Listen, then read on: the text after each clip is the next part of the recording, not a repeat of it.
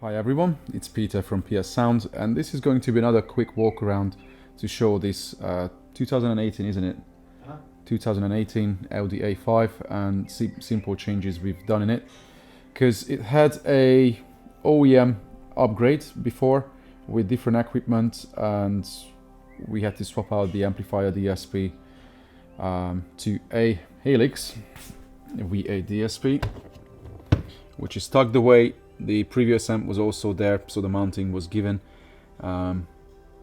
So easy to hide. H&L amplifier with tension or DSP, but we only use that single amplifier to run the whole system. So we have the Voce two-way up front running active, which was already installed. Factory rear fill, right? Yeah. We have factory rear fill. And then before there was an active sub here, but that had to come out, and then we had to replace it with the Helix K10 in a prefab box, which actually looks pretty good. Which came from, where did it come from? Where did you find it? Box, I think. It's off eBay. Yeah, somewhere. But for the money, I can't really fault it. Yeah, it's only 1/2-inch MDF, so it needed a bit of deadening inside and a bit of attention to little things.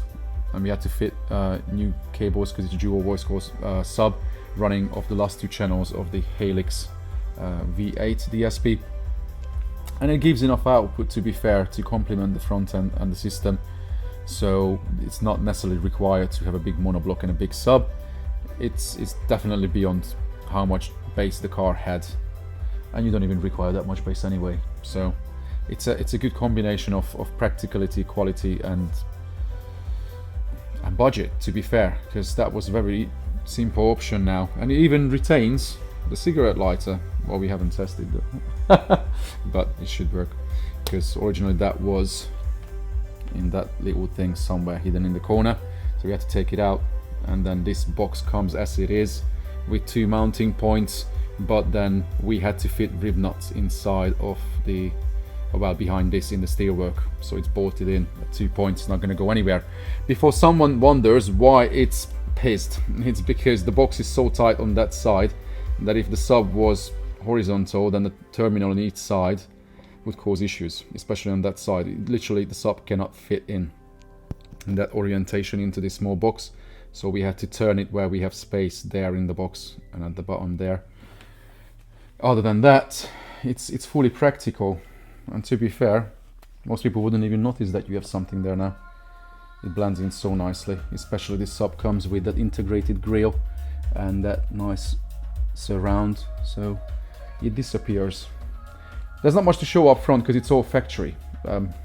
All factory location, mid bass in the door, tweeter is on the dash, full integration, Apple CarPlay, and has the most 150.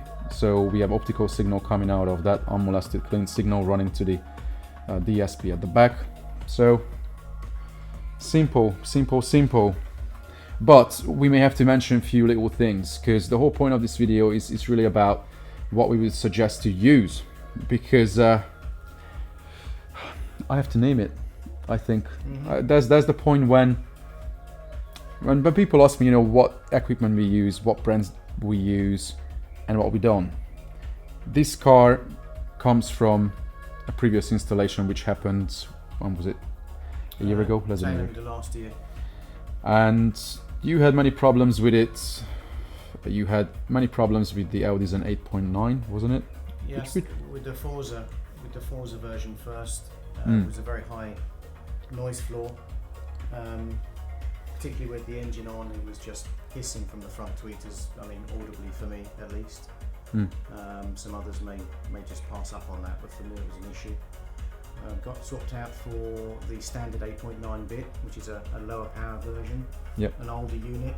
The noise floor did drop down to an acceptable level, but I gained a new problem in my particular car, which was dropouts as you're driving along, just random dropouts in the sound.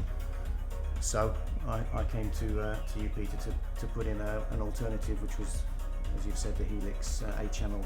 And hopefully it's going to work fine, but straight away there's no floor noise in the system. Also today you could see we didn't have any limitation on tuning. You can do things with this DSP that not many other brands can do, which gives such ultimate flexibility for me to do proper tuning that it transforms the whole system. No matter how much money people would spend on equipment, it would never sound like this car does. And considering you have two-way, it's now singing very nicely. Yeah. Oh, you also have the beautiful subwoofer before. Yeah, I had the issues with the sub, yeah, the Audison sub as well, to be honest, yeah. Yeah, that was picking up noises and doing all sorts of weird things. Yeah, picking up the mobile phone interference. So actually, this combination, having the V8 DSP Mark II and that sub, even with the box, costs you less. Correct. Technically. Yeah. Yeah. And it's practical because you don't have a flat box sitting in the trunk. It blends in, it works, it has all the features, more features than you ever want. Actually, what we haven't mentioned, that we have the Wi-Fi control just sitting there, up there. So there's connectivity option to the DSP through the Wi-Fi, although something is not quite working well yet, but we will figure it out. But then this way, there's no need to mount any controller up front. It can all happen from the phone, and you have full access to the DSP through your mobile or through the PC as well if you want to tune. So yeah, good little gadgets.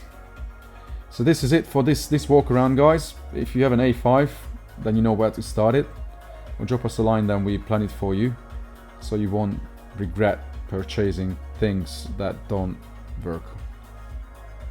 We can say that. I think we haven't mentioned anything bad about it. I can't say anything bad about the speaker set. It works okay. Yeah, but there's so much more you can get for the same money, actually for less money. Yeah, use proper products. Yeah. Yeah, think about what you're using. Simple as that. And feel free to drop a message to us if you plan a system. Even if you don't come to me, I'll help you to design the system, because you will have a better result and you won't have regrets. As simple as that, pretty much. Maybe that's the takeaway from this video. Yeah, done. Cool, hopefully you enjoyed it. Feel free to share it, comment, do the usual things. And then I'll see you in the next one. Take care.